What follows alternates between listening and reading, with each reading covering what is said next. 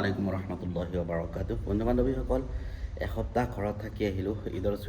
ঈদৰ পিছতে যোৱা নাছিলোঁ, তো ঈদৰ এসপ্তাহ পিছত মানে 28 তাৰিখে 27 তাৰিখে ঘৰলৈ গ'লোঁ, 28 তাৰিখে সেইটো বাৰু ঠিক।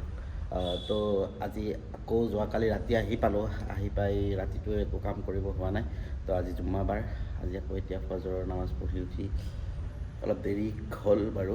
এতিয়া 9 বাজি পাৰ হৈ গ'ল, 9:30 পাৰ হৈ গ'ল, 10টাই বাজিব হ'ল। তো এতিয়া মই কামত ধৰিব ওলাইছোঁ। সকলোৱে দোৱা কৰিব যাতে আকৌ আগৰ দৰে মছজিদত কাম কৰিব পাৰোঁ, মানুহৰ ঘৰৰ খিদমত কৰিব পাৰোঁ, তাৰ কাৰণে সকলোৱে দোৱা কৰিব।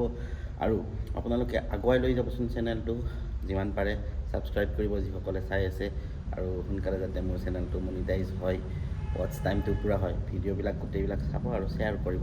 ভিডিঅ'টো এইখিনিতে সামৰণি মাৰিছোঁ। আকৌ এবাৰ সকলোকে জুম্মা মুবাৰক জনাই এই ভিডিঅ'টো সামৰণি মাৰিছোঁ। আসসালামু আলাইকুম ৰহমতুল্লাহি বাৰাকাতুহ।